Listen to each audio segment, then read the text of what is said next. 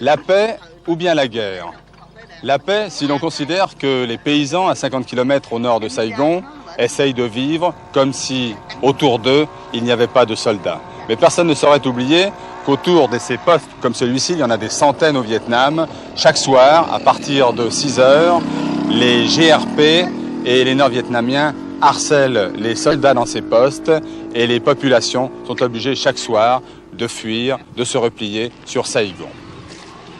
Et si ce n'étaient les cortèges de jeunes soldats sur les routes ou le passage régulier des camions militaires qui ramènent à la réalité, on pourrait croire que le Vietnam est installé dans la paix.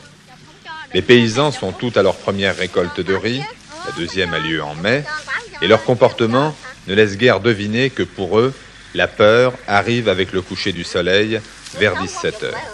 Dès cet instant, les adversaires des deux côtés, selon la formule consacrée, s'affrontent ou s'observent. Les uns, les gouvernementaux, retranchés dans des petites positions comme celle-ci. Les autres, les hommes du GRP, sortent de leur bois, de leur zone, dont personne ne connaît aujourd'hui les contours exacts. Et pendant ce temps-là, à Saigon, dans l'enceinte de Tan Son Nhut, l'aéroport, les délégations militaires des deux partis poursuivent leur bataille de communiquer. Les révolutionnaires du GRP reçoivent la presse chaque samedi matin. Après 2 ans de cessez-le-feu violés plusieurs fois par jour, les communistes traitent leurs adversaires, les Sud-Vietnamiens, de fantoches des Américains.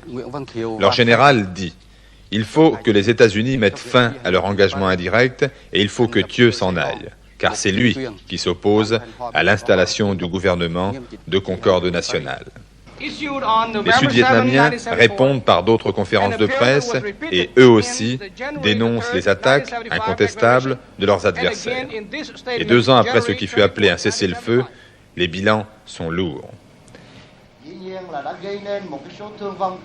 Les 75 700 violations communistes, naturellement, ont causé des pertes sévères aux deux côtés.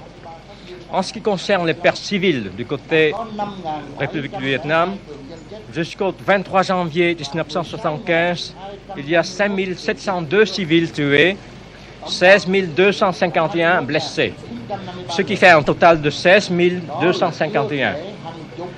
Toutefois, ce nombre ne tient pas lieu de dizaines de milliers de civils raflés par les communistes pendant leurs attaques illégales dirigées contre les villages, districts et provinces de la République du Vietnam. Pour célébrer à leur manière cet anniversaire dérisoire où 100 000 Vietnamiens ont perdu la vie depuis ce 27 janvier 1973, 9 Américains ont fait le voyage de Baltimore, de Californie ou du Michigan. Devant l'ambassade américaine, où l'ambassadeur refuse de les recevoir, ils distribuent leur prospectus au milieu d'une rue barrée par la police, en compagnie de 3 jeunes bouddhistes.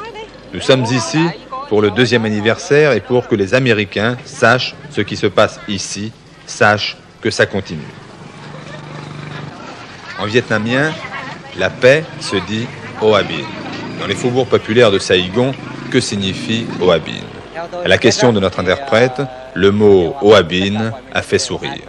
Nous sommes des ouvriers, vient de dire celui-là, et la paix, c'est le travail pour tous. Hoa Binh, dit cet autre Vietnamien, c'est que nos adversaires ne nous attaquent plus, nous laissent travailler.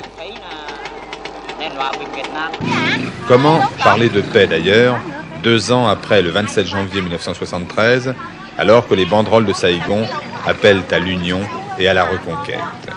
Aujourd'hui, la ville de Tay Ninh, à 150 km de la capitale, est menacée.